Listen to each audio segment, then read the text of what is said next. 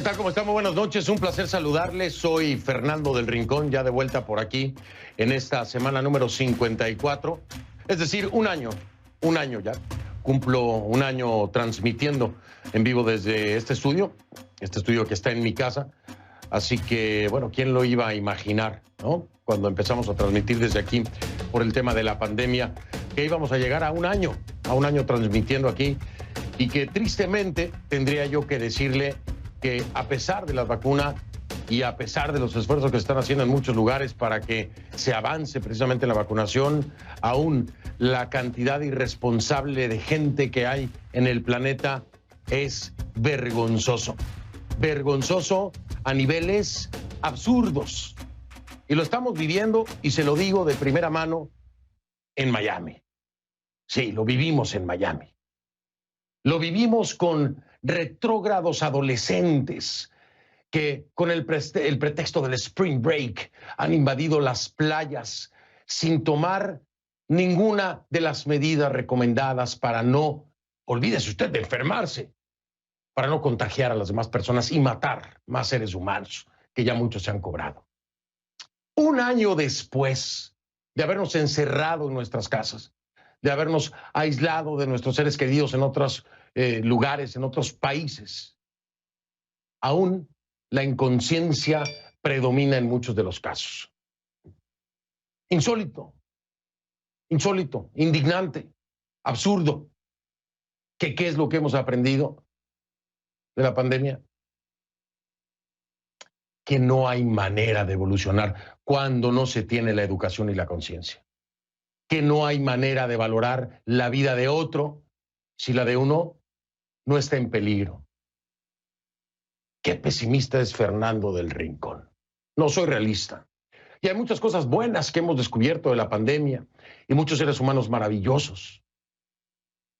Pero las cifras de muertos, lo que le ha costado a la gente, lo que le ha costado al mundo, en todos los sentidos, en lo personal, en lo humano, en lo económico, no ha sido suficiente para que una bola de tarados, sigan exponiendo al resto. Y se lo digo como periodista y se lo digo como cualquier civil o ciudadano. Sí, porque he tenido que enfrentar esas absurdas situaciones. Lo digo con todo el conocimiento de causa. Más de 12 muchachitos sin tapabocas, alcoholizados, queriendo entrar a la fuerza a un elevador donde hay personas mayores de edad. Pedirles que se salgan y entonces enfrentar a insultos y gritos a los muchachitos. Yo no sé si de ese momento alguien se infectó y murió, pero sí quiero dejar algo muy claro. No voy a justificar a los muchachitos.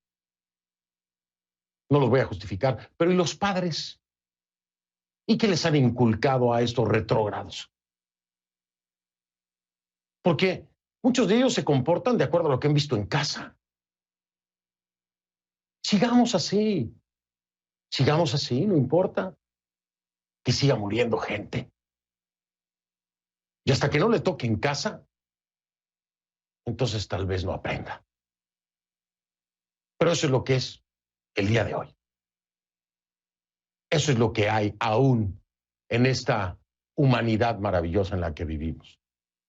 Alguien tiene que decirlo, ¿no? Alguien tiene que decirlo. Así es. Y así lo vemos en las calles y lo vemos en todos lados. Es increíble, es absurdo, es inimaginable. El dolor tan grande que hemos padecido todos, en todos los sentidos, no ha sido suficiente para que muchos acaben de entender y aprendan. Y a eso le sumamos otras cosas más, ¿no? Como las mentiras de gobiernos, como las cifras maquilladas. Bueno, la corrupción. ¿Qué hemos aprendido de la pandemia? ¿Qué hemos aprendido de la pandemia? No sé. Ahí se lo dejo, piénselo. Iniciamos.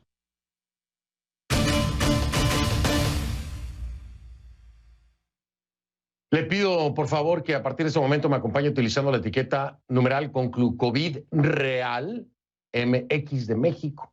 Sí, hablando del tema, ¿no? Por supuesto. Conclucovid Real MX. Ahora, ¿por qué le digo Conclucovid Real MX? Pues por el tema de las cifras. El tema de las cifras que se han venido, no sé si maquillando, ocultando, malinterpretando de forma consciente o inconsciente por parte de las autoridades mexicanas, ¿no? Y que hay un récord histórico en video de las declaraciones que se han venido haciendo a lo largo de un año, que no tienen ni pies ni cabeza, que son vergonzosas, que debieron haber rodado las cabezas de varios por el mal manejo. Porque lo que hoy le dicen a los mexicanos en México del COVID no es. Las matemáticas son completamente diferentes. Por eso es Conclucovid Real MX, el hashtag Conclucovid Real MX. Sus comentarios con esta etiqueta a mi cuenta en Twitter, @soyfdelrincón, @soyfdelrincón. Los peores temores, para empezar, ¿no? Vamos a ubicarnos. Los peores temores se cumplieron en México. Los peores temores de López-Gatell y de López Obrador, ¿no? Que ya dejaba mucho que desear lo que veían ellos como temores. Precisamente es el gobierno de Andrés Manuel López Obrador el que publica un reporte que señala que se habrían dejado de contabilizar, escuche, se habrían dejado de contabilizar casi 120,000 muertes por coronavirus. Ay, se dejaron de contabilizar 120,000 muertes. O sea, el número que le han venido diciendo a usted en México no es real entonces, no es real. El número real de muertes sería al menos un 60% más alto que la cifra oficial, 60% más alto que lo que le están diciendo. Según el informe en México, habrían muerto, ponga atención, hasta se me atora la garganta, más de 321,500 personas desde que comenzó la pandemia. Le repito, según el informe, en México habrían muerto más de 321,500 personas desde que comenzó la pandemia. Sin embargo, hasta este sábado, solo se reconocían poco más de 201,000 personas fallecidas. ¿Qué tal la diferencia, El informe también estima un exceso de muertes de más de 417,000 personas y señala que más del 70% de esas muertes estarían relacionadas con la pandemia. No quedó claro si la Secretaría de Salud va a incluir o no ese exceso, otro exceso más, de muertes, estimando, pues, las actuaciones diarias. Pero lo que sí está claro es que, de acuerdo con ese informe, México se situaría como el segundo país del mundo con más muertos en la pandemia. El segundo país del mundo con más muertos en la pandemia que López Obrador ha domado un sinfín de veces en sus mañaneras. Usted dirá si la ha domado, ¿no? O si lo que ha pasado es que le están dando, como dice el dicho o reza el dicho en México, le están dando a tole con el dedo en las mañaneras y también en las conferencias de López-Gatell, porque estos son los números. Los números que vienen de una fuente oficial, no lo estoy inventando yo, lo está diciendo el propio gobierno de la 4T de López Obrador. Y las cifras son espeluznantes. Nada que ver con la realidad que han venido vendiéndole al pueblo mexicano. Es más, México estaría por delante de Brasil, para que me entiendan. Y solo por detrás de otras cifras espeluznantes, las de Estados Unidos. Cruz Caya Liz nos preparó el siguiente informe desde la Ciudad de México. La interrogante sobre la mesa es si México es el segundo y no el tercer país del mundo con más muertes por COVID-19. Este sábado el gobierno dio a conocer un informe donde se señala que el número de muertos desde que comenzó la pandemia en febrero del año pasado sería casi un 60% más alto al reportado oficialmente. De acuerdo a este informe, el número de muertos por COVID-19 superaría los 321,000 en comparación con el total de 201,623 defunciones reportadas por la Secretaría de Salud este domingo. En el informe del Gobierno de México se establece que el exceso de muertes es de 417,002 personas. Un 70,6% de ellas están relacionadas con COVID-19. Hay que destacar que el exceso de muertes está determinado por el número de muertes observadas en comparación con el número de muertes esperadas con base a datos anteriores. En la conferencia del domingo, las autoridades sanitarias no hicieron ninguna referencia sobre este informe en particular. CNN ha consultado con la Secretaría de Salud su opinión. Nos han señalado que quienes desarrollan esa base de datos podrían responder a las preguntas. De acuerdo a este reporte, México se ubicaría en el segundo lugar de fallecidos en el mundo por COVID-19 detrás de Estados Unidos. Estados Unidos tiene una población de aproximadamente 328 millones de habitantes, Brasil aproximadamente 211 millones, mientras que en México son 126 millones, de acuerdo al último censo del 2020. Krupskaya Liz, CNN, Ciudad de México.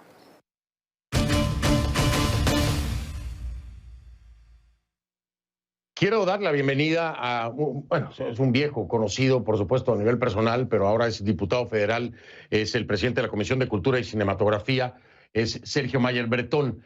Es diputado por Morena, quiero dejarlo claro, le repito, presidente de la Comisión de Cultura y Cinematografía, y Sergio me acompaña porque está pidiendo que comparezca López-Gatell ante la Cámara de Diputados, pues por mal manejo de la pandemia, pero ahora con todas estas cifras, no sé qué piense Sergio, porque parece que la cosa es mucho más grave.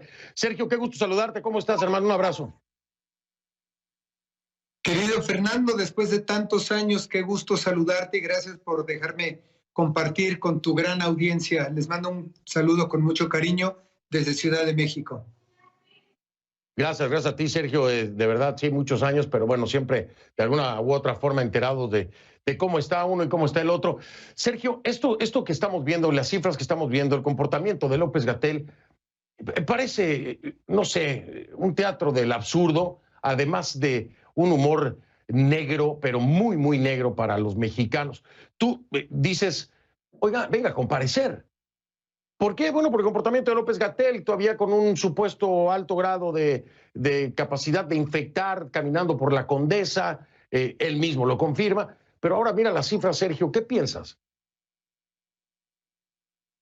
Pues justo lo que estás diciendo, Fernando, a mí me parece realmente lamentable el comportamiento, y lo digo abiertamente, yo entiendo que él a fin de cuentas, pues fue nombrado por el presidente fue designado como quien tenía que llevar a cabo precisamente el tema de la pandemia. Fue nombrado por él, el presidente de la República, para que fuera el vocero de la estrategia contra el COVID, y que definitivamente, desde mi punto de vista, ha dejado mucho que desear desde el inicio de la pandemia, desde que él empieza diciendo, no sé si recuerdan cuando dijo que definitivamente la influenza era mucho más fuerte que el COVID, y que no iba a tener tantos estragos y que no teníamos ningún problema, cuando estábamos viendo lo que estaba pasando en otros países. Desde ahí había un foco rojo, lo cual entendemos. Yo tengo que entender que él, como comisionado de la estrategia para dar a conocer no solamente los números, sino la estrategia para combatir el COVID, pues ha habido muchas cosas, muchas contradicciones con la información que da a los mexicanos. Dice una cosa, luego dice otra, da unos números, luego da otros. No tengo duda que tiene una facilidad de palabra tremenda y que de repente se hizo muy popular, y quizá eso fue lo que lo desubicó un poco. Yo no tengo duda que el presidente tiene plena confianza en él, y que lo que él ha manifestado y él ha dicho, el presidente confía plenamente. Y lo acabas de decir acertadamente, las cifras y los datos que le da me parece que son falsos, por todo lo que acabas de decir. Y esto último, la gota que derramó el vaso, fue precisamente cuando él, reconociendo que tenía un alto grado de contagio, el COVID, después de haberse hecho las pruebas, y él mismo reconocer que tenía alto nivel de contagio, pues andar en la calle. Y no solamente es irresponsabilidad, sino además culpar a los medios de que dan a conocer que él anda en la calle. Entonces es una forma un poquito superficial de salirse de su compromiso y su responsabilidad, y me parece que debería de entender el gran compromiso que tiene con México y con el presidente. Pero además, Sergio, a ver, vamos a regresarnos un poquito. Lo dices tú muy bien, pero no, han sido tantas cosas. Sergio, vamos a acordarnos cuando dijo que no fuera la gente de vacaciones, que no salieran de vacaciones, que se quedaran. Y se fue de vacaciones López-Gatell, se fue de vacaciones. Ahora resulta que López-Gatell también se mete con los medios de comunicación porque dice, lo voy a citar, acusa a los medios de comunicación de concentrarse en el lado más triste de la pandemia. Yo no sé qué quiere López-Gatell, que aplaudamos entonces la pandemia, que no hablemos del lado más triste y de la falta de capacidad que ha tenido López-Gatell, el gobierno de Andrés Manuel López Obrador, cuando presumen millones de vacunas que no representan, bueno, ¿qué te puedo decir? Si solamente en la Ciudad de México hay más de 30 millones de personas, lo que ha llegado a México es nada para la población. Ahora, tú lo decías muy bien, Sergio, y ojo, yo no quiero aquí tirarle a López Obrador, pero ¿cómo es posible que Andrés Manuel López Obrador, después de todo lo que hemos escuchado de López-Gatell, después de todo lo que ha hecho López-Gatell, después de todos los datos falsos y equivocados que ha dado López-Gatell, que lo siga apoyando Andrés Manuel López Obrador? Eso es lo que a mí me llama la atención, Sergio. Fíjate que ese es un tema que justamente a mí también me llama la atención.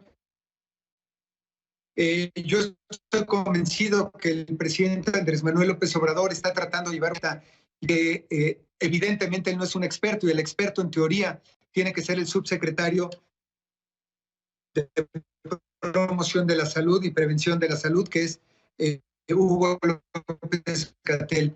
Es por eso que yo tomé la decisión de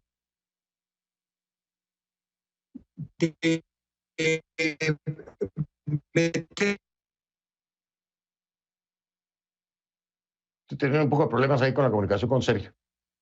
Sí, voy a mandar a pausa en lo que restablecemos bien la comunicación. Sí, Sergio, si me estás escuchando, vamos a restablecer comunicación contigo porque se me corta mucho el audio y no quiero que se oiga así tu voz. Voy a hacer pausa, regreso, restablecemos bien comunicación contigo y le seguimos. En un momento vuelvo. Estoy con Sergio Mayer Bretón, diputado federal por Morena, presidente de la Comisión de Cultura y Cinematografía. Más adelante hay una historia terrible, espantosa, vergonzosa, y así lo asume también el presidente Andrés Manuel López Obrador. Es una mujer salvadoreña sometida por la policía en Tulum. Bueno, el reporte dice, la policía le fracturó la columna vertebral y la mató, la asesinó. La muerte de Victoria Salazar, que sacude no solamente a México. Más adelante.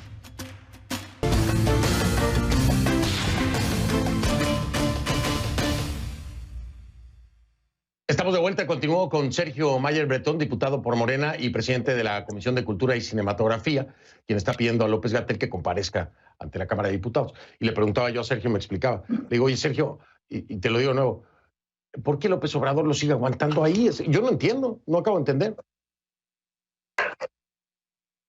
Bueno, te respondía que yo no tengo duda que el presidente Andrés Manuel López Obrador está preocupado por la salud de las y los mexicanos, y que pues él ha tenido la confianza de hacer esta designación hacia el subsecretario de Promoción y Prevención de la Salud para que sea el vocero de la estrategia para combatir el COVID. Y a mí me parece que ha manejado los datos a como él ha querido, no tengo duda de eso. Y hay que entender que este es un tema de congruencia y, por supuesto, de respeto a las personas. Estamos hablando de vidas humanas. Y a mí me parece que perdió un poquito la dimensión de su compromiso, porque de repente se dio cuenta que lo que él decía era prácticamente ley y no había forma de refutarlo. Y todos los medios de comunicación y mucha gente lo empezaron a considerar, entre comillas, un rockstar. Y eso creo que él se lo creyó, el hecho de estar todos los días ante los televisores, los medios, y no tengo duda que tiene pues una capacidad de palabra extraordinaria para darle vueltas y para decir y para dar información, para manipular. Pero yo, como muchos mexicanos, millones de mexicanos, pues estoy un poquito cansado de esos discursos tan superficiales y de que tome a la ligera el tema. Como lo que estábamos hablando, que te estaba yo diciendo, que él sabiendo que es asintomático y que tenía el contagio y pueda andar en la calle, cuando hubo un ejemplo de un venezolano que también sabía que tenía la infección y que andaba en la calle, y él mismo reconoció estaba infringiendo la ley por andar en la calle, y eso está tipificado en el Código Penal de la Federación, el Código Penal Federal, en el 199 bis, es muy claro, donde dice que una persona, a sabiendas de que tiene una enfermedad contagiosa, no se lo comunique a los demás o ponga en riesgo de contagio a los demás. Entonces, ese tipo de acciones, el hecho de decir también que no había evidencia científica, que el cubrebocas podía proteger o ayudar a... Eso fue una afirmación realmente irresponsable. Que él, como subsecretario justamente de prevención, debería de estar con de lo que de la Organización Mundial de la Salud a nivel internacional, que están haciendo observaciones. Y a mí me parece que es momento justamente de que se escuche en Cámara de Diputados su información, y que si él ha estado manipulando la información que le da el presidente, pues que el presidente esté informado. Me han cuestionado muchísimo que cómo me atrevo, siendo yo de Morena, que cómo me atrevo a levantar la voz y a cuestionarlo. Pero el presidente ha sido muy claro, y él siempre ha dicho que hay que tener congruencia, que no somos iguales y que también no somos tapadera de nadie. Y siendo congruentes con lo que el presidente nos ha dado como mensaje, con esa forma de seguir esa línea recta, a mí me parece que lo más correcto, independientemente del grupo parlamentario al que pertenezcas, es llamar a comparecer al secretario, al subsecretario, para que entregue cuentas de lo que está haciendo con la pandemia. Sí, y de hecho desde el interior de Morena te han caído encima, te han tirado, incluso por ahí te aventaron un tuit diciendo no sabía que te habías cambiado al PAN, ¿no? Y me imagino que esto tiene que ver con la propuesta de Federico, bueno, no la propuesta, la denuncia de Federico Dorin del PAN, que ya presentó ante la Fiscalía General de Justicia Capitalina una denuncia por delitos contra la salud pública y atentado hacia la humanidad. ¿Te parece que tiene cabida esto que hizo Federico Dorin? ¿Estás de acuerdo? En contra de López-Gatell. Pues fíjate que no supe que habían hecho una denuncia, no sé en qué momento la hayan hecho, pero yo te puedo decir que esto no es un tema de colores, no es un tema partidista. Lamentablemente se presenta justamente, hace unos días fue el primer fallecimiento de la primera persona que murió por el COVID aquí en México, que fue hace como 15 días.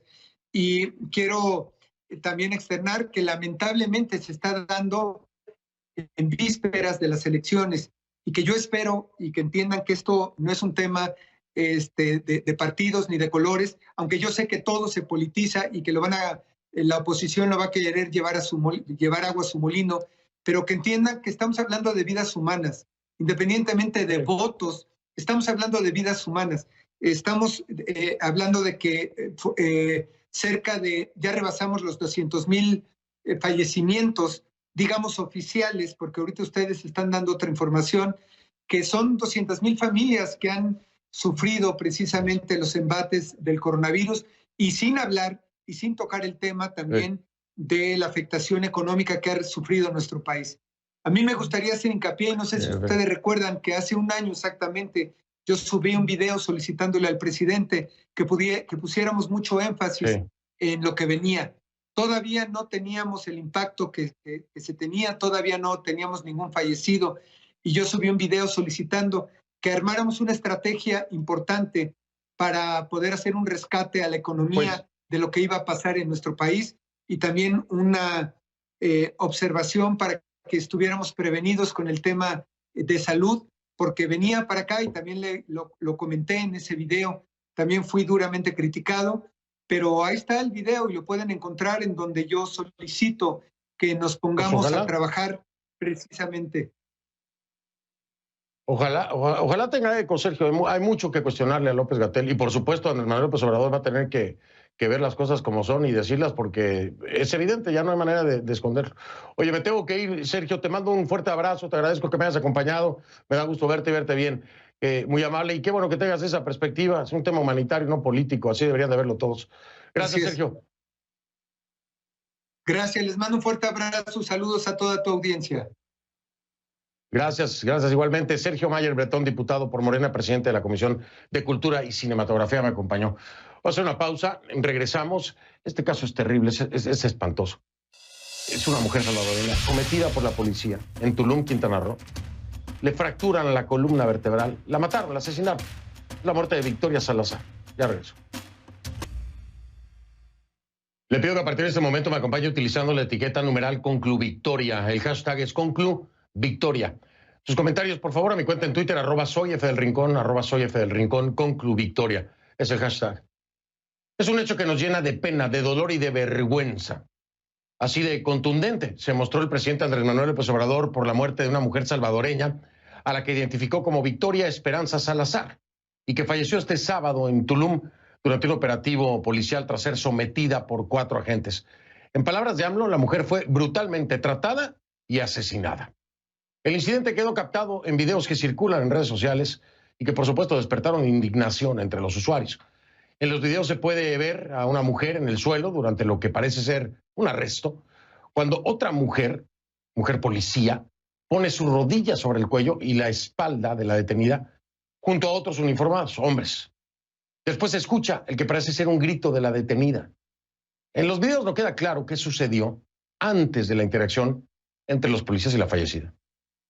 CNN no ha podido verificar de forma independiente la veracidad de las grabaciones, ni quién o dónde fueron grabados, pero bueno, la Fiscalía confirmó este domingo que la víctima es la que aparece en estas imágenes de internet. Por supuesto, su familia pide justicia. En lo cual yo pido justicia para mi hija, porque realmente no veo yo una causa justificada. Yo pienso de que los seres humanos tenemos derecho a la vida independientemente de lo que haya sucedido en ese momento, porque yo realmente como madre no les sabría decir cuáles fueron las causales que llevaron a ese atropello de mi hija, pero sí estoy pidiendo justicia. Indignación, impotencia por no haber podido estar ahí en el lugar y ayudarle. Bueno, se siente de todo, tristeza, más que todo, y no sé, impotencia al ver el video, y es bastante desagradable, indignante. Esas situaciones no se deben presentar. La Fiscalía de Quintana Roo informó que la técnica policial de control corporal aplicada y el nivel de fuerza utilizado se realizó de manera desproporcionada, inmoderada y con un alto riesgo para la vida, ya que no fue acorde con la resistencia de la víctima.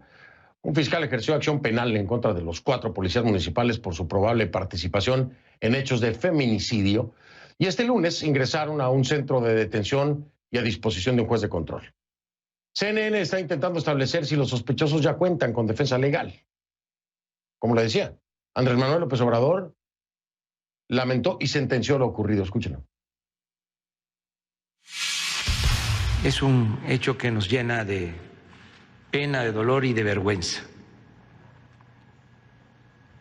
Decir a sus familiares, a las mujeres salvadoreñas, mexicanas, las mujeres del mundo, a todos, hombres y mujeres, que se va a castigar a los responsables. Ya están en proceso de ser enjuiciados y no habrá impunidad. Es el presidente de México, ¿no? Andrés Manuel López Obrador. Por su parte, el presidente de El Salvador, Nayib Bukele, se mostró seguro de que el gobierno mexicano aplicará todo el peso de la ley a los responsables, al tiempo que dio el pésame a la familia de Victoria y prometió todo el apoyo posible para las 2 hijas de la víctima, ¿sí? Deja 2 niñas huérfanas. Mientras tanto, el analista Alejandro Hope, refiriéndose a los hechos, señaló en una columna en el diario El Universal que la tortura es un fenómeno sistémico en muchas instituciones de seguridad y justicia. En México, por supuesto. La desaparición forzada sucede con relativa frecuencia y las ejecuciones a manos de policías o militares son mucho más comunes de lo que suponemos. Voy a hablar con él, pero esto será después de la pausa. Ya vengo.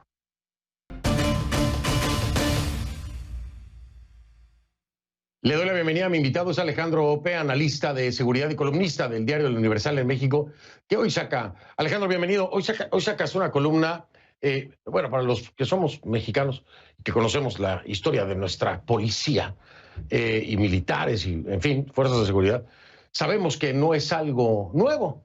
¿no? Le comentaba yo el día de hoy, Alejandro, con mi equipo de producción, les decía, en México normalmente cuando la policía se acerca a detenerte, uno lo que menos siente es seguridad, o si se acercan a decirte algo, lo que menos siente uno de seguridad normalmente te asusta que venga la policía. Y lo dejas muy claro en tu columna, Alejandro. Bienvenido, buenas noches. Buenas noches, auditorio. Alejandro, esto es un tema que tiene historia, que no es nuevo, Sí. pero no lo podemos comparar con un caso como el de George Floyd en Estados Unidos. ¿Estás de acuerdo conmigo?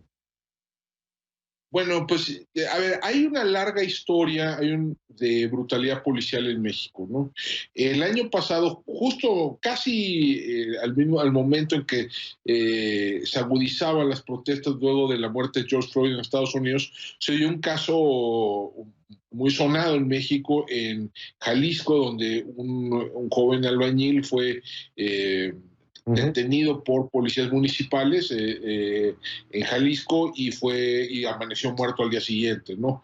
Lo que acabamos de ver ahorita en Tulum es un caso que también muestra los problemas que hay en la aplicación del uso de la fuerza en diferentes corporaciones en México. Y hay múltiples casos, lo detallaba en la columna de hoy, de recientes, ¿no? Donde gente es detenida, llevada a los separos, llevada a los comandantes policiales y aparece muerta. O hay también una multiplicidad de casos donde las personas resultan asesinadas, porque es la palabra que utilizar, por la policía en diversos enfrentamientos, o hay el uso de la tortura, es también una práctica común en muchas corporaciones. Entonces sí hay un problema de disciplina y hay un problema de uso de la fuerza en buena parte de las corporaciones policiales del país, ¿no? Ahora, aquí, y yo te decía lo de que no lo podemos comparar con el caso de George Floyd, primero porque no es racialmente motivado lo que está ocurriendo. El tema de George Floyd se enfocó siempre en un tema racial. Esto no tiene que ver con un tema racial, es decir, no es un crimen de odio, pero me llamó mucho la atención y quiero escuchar tu punto en esto, Alejandro. En un momento en el que México y el gobierno de Andrés Manuel López Obrador es cuestionado severamente y con toda razón por los movimientos feministas, por el tema de los feminicidios, en fin, ya sabemos todo lo que está ocurriendo en este sentido. Sí. Vemos a una mujer policía en este actuar completamente equivocado que termina asesinando a Victoria Esperanza. Es una mujer policía la que está presente ahí, no son solamente hombres. Sí, o sea, a ver, esto es un problema estructural, ¿no? Y a ver, si bien no es un fenómeno, digamos, racialmente motivado como lo que sucedió en Estados Unidos, George Floyd, sí hay un elemento de clase, ¿no? Y en México el elemento de clase y el elemento de raza se empatan en muchos sentidos, ¿no? O sea, jóvenes, hombres o mujeres de clase trabajadora es mucho más probable que sean víctimas de brutalidad policial que un joven de clase media. No dejar de ponerlo de ese modo. Ahora, este es un problema que es claramente estructural y que tiene múltiples causas, ¿no? La primera es la capacitación, la formación, el entrenamiento de los policías, sobre todo en el espacio municipal, es muy deficiente, ¿no? La adopción, el aterrizaje de protocolos de uso de la fuerza ha sido se aprobó una ley nacional hace un par de años. Su aterrizaje en la práctica cotidiana de las policías ha sido pues deficiente, ¿no? Es un primer punto. El segundo punto que yo creo que también vale la pena destacar es que las primeras víctimas de abuso policial muchas veces son los propios policías, ¿no? Los policías están sujetos a acoso dentro de las corporaciones, están sujetos a corrupción dentro de las corporaciones. La mayor parte reciben un sueldo insuficiente para cubrir sus necesidades. La mayoría de ellos tienen horarios laborales que son brutales, ¿no? Turnos de 24 por 24 o 24 por 12. Tienen que ponerle su pecunio personal para pagar parte de su equipo. O sea, son brutalizados los propios policías dentro de las corporaciones, ¿no? Y eso crea un ambiente propicio para que la brutalidad se exprese hacia afuera. Y hay un tercer elemento que tiene que ver con el control de las policías, el control interno y la supervisión externa de las policías. Hay muy pocas unidades de asuntos internos en las corporaciones policiales que funcionen adecuadamente. Las corporaciones que cuentan con mecanismos civiles externos de supervisión se cuentan también con los dedos de una mano. No hay mecanismos de rendición de cuentas externos a la propia policía que funcionen adecuadamente, ¿no? El control, por ejemplo, el control legislativo a nivel estatal, o a nivel de los cabildos de los municipios es también bastante limitado, ¿no? Entonces, las policías en muchos sentidos son entes que se autogobiernan y que, por lo tanto, no tienen mecanismos para controlar este tipo de incidentes, ¿no? Y sobre todo cuando hablamos de las policías municipales, sabemos en qué condiciones trabajan estas personas, la falta de capacitación que tienen, como lo decía Alejandro. Me llama mucho la atención algo, porque aquí, a ver, no podemos ver la estructura policial de Tulum o de cualquier otro municipio como un ente independiente. Lo tenemos que llevar a nivel estatal, por supuesto, pero lo tenemos que llevar a nivel federación, Alejandro, porque a final de cuentas es parte de la seguridad, es la especialización de las fuerzas de seguridad en el país. Si bien es responsabilidad estatal, pero también la federación tiene que supervisar el accionar y tiene que buscar la especialización y mejores sueldos y otra cosa. ¿Qué es lo que pasa en México? Que nunca se ha podido atender el tema, ni capacitar, ni pagar como debería pagársele a los policías. No hay una atención por parte de la federación, no hay una parte del Estado que se preocupe por esto. ¿Lo dejan arrumbado a los municipios? Mira, a ver, el primer problema de fondo es la subinversión crónica en el sistema de seguridad y justicia, ¿no? México gasta, excluyendo gasto de defensa, en todo, en policías, en fiscalías, en sistema de justicia penal, en las cárceles, etcétera, gasta más o menos 0.8% del PIB. Eso es más o menos la tercera parte de lo que gasta Colombia, o más o menos la mitad de lo que gastan en promedio países de la OCDE. Aún si incluimos el gasto de defensa en el análisis, que en el caso de México es pertinente por el rol que juegan las Fuerzas Armadas en temas de seguridad, de cualquier manera, la brecha con respecto a otros países es enorme, ¿no? Y esa subinversión crónica se refleja en todo, ¿no? Entre otras cosas, en la pobre formación que tienen los policías y en los bajos sueldos que reciben por su trabajo. No ha habido un esfuerzo por construir una fuente estable y permanente de financiamiento de los policías. Ha habido por ahí varias propuestas para vincular, por ejemplo, parte del impuesto predial al pago de las policías municipales, pero nunca han podido avanzar, nunca ha podido avanzar con la velocidad que se requiere. Hay un segundo problema que tiene que ver con la definición de competencias, ¿no? En México, la seguridad pública es una función concurrente de los tres órdenes de gobierno, ¿no? El nivel federal, estatal y municipal, pero en nuestro orden constitucional no está definido con mucha precisión cuáles son el ámbito de actuación de cada uno de los niveles de gobierno en esa materia. Entonces, ahí se genera un incentivo para trasladar la responsabilidad a otros, ¿no? Del municipio al Estado, del Estado a la Federación, de la Federación hacia el Estado y los municipios. Entonces, no hay, eso genera mecanismos perversos. Y un tercer problema serio es que no hemos construido, hay un déficit de rendición de cuentas en el sistema. Es decir, este tipo de cosas suceden y no pasa nada, salvo probablemente ahorita procesen a los policías involucrados directamente, pero no creo que esto tenga como resultado una reforma estructural de la policía de Tulum, por ejemplo, ¿no? Esa falta de mecanismo de rendición de cuentas pues garantizan la repetición de este tipo de incidentes. Efectivamente, lo decías bien. Y por eso te preguntaba lo del tema municipal, estatal y la federación, porque es como una papa caliente y se lo avientan, como no está definida la responsabilidad, se lo avientan uno al otro. Y es cierto, no hay un cambio de fondo. Alejandro, mil gracias. Me tengo que despedir, se me ha ido el tiempo, no por otra cosa. Quiero agradecerte que me hayas acompañado, como siempre. Un abrazo fuerte allá a México. Muchísimas gracias. Y la recomendación que siempre hago, si tiene la oportunidad, el diario El Universal en México, busque la columna de Alejandro Ope, que tiene muy, muy importantes columnas, sobre todo si quiere entender muchas cosas como estas. Alejandro, un abrazo, gracias. Muchísimas gracias, Victoria. Un abrazo. Yo sé que me voy a la pausa, pero estoy intrigado, le digo rápido. Nayib Bukele, el presidente de El Salvador, dijo que en el caso de Victoria Salazar, dice, hay más agresores así como víctimas, pero que no todos los culpables están arrestados por ahora. ¿Qué sabrá Nayib Bukele? Hago una pausa, regreso. Soy Fernando del Rincón, le veo mañana. Muchas gracias. Pásala bien.